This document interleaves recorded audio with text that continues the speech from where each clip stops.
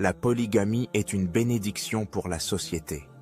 Elle offre une alternative éthique aux problèmes auxquels de nombreuses cultures sont confrontées aujourd'hui.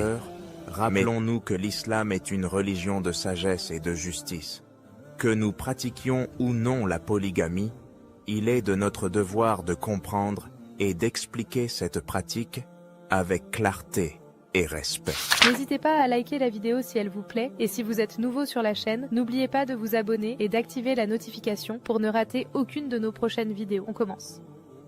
هو الذي أرسل رسوله بالهدى ودين الحق ليظهره على الدين كله وكفى بالله شهيدا محمد رسول الله والذين معه أشداء على الكفار رحماء بينهم.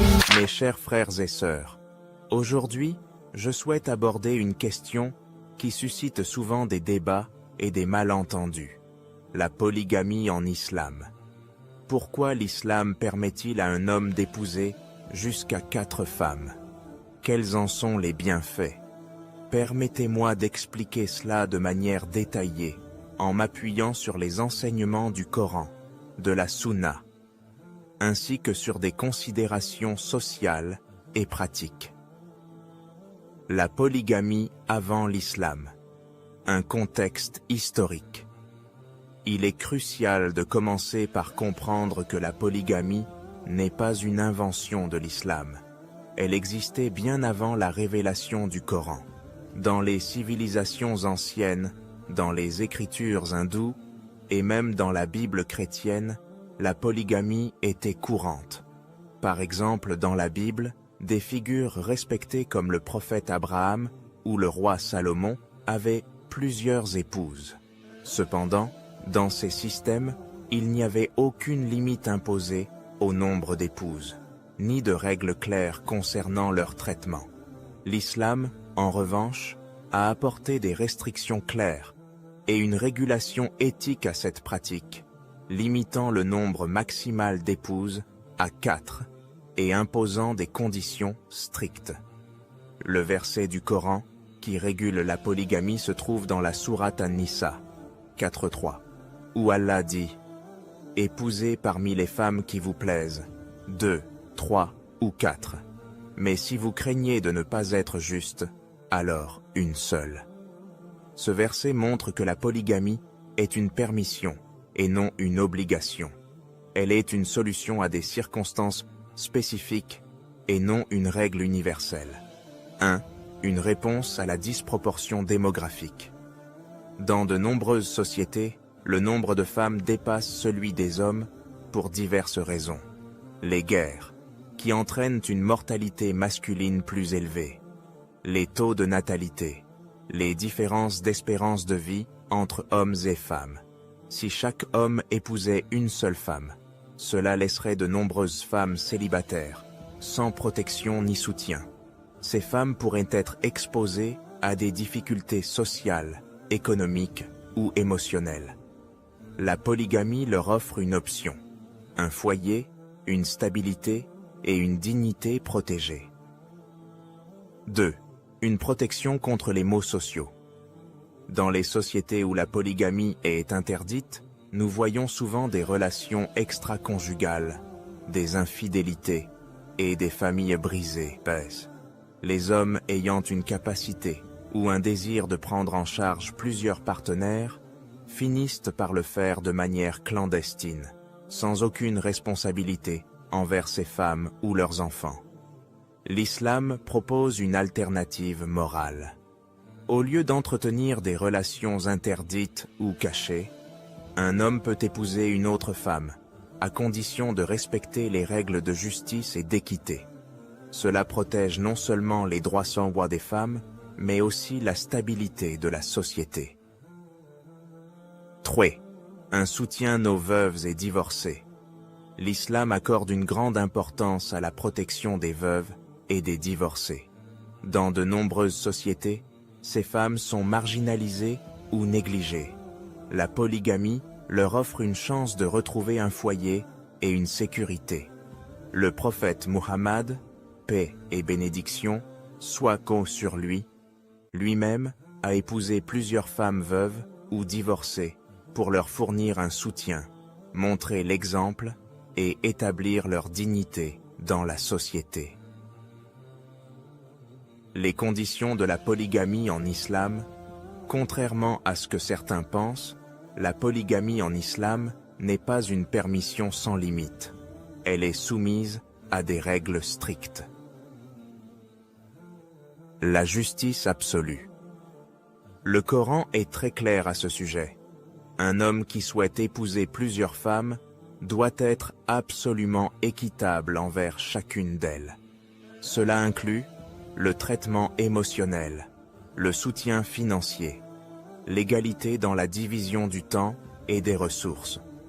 Dans la sourate An-Nisa 429, Allah dit « Vous ne pourrez jamais être équitable entre vos épouses, même si vous en avez le souci. Ne soyez donc pas totalement partial au point de laisser l'une d'elles comme en suspens. » Ce verset rappelle que la justice parfaite est difficile à atteindre, et un homme doit y aspirer avec sincérité. 2. Une capacité financière et morale. Un homme doit également être capable de subvenir aux besoins de toutes ses épouses. Il ne peut pas se permettre de prendre en charge plusieurs foyers s'il ne peut pas leur offrir un minimum de confort matériel et émotionnel. Les malentendus courants sur la polygamie. 1.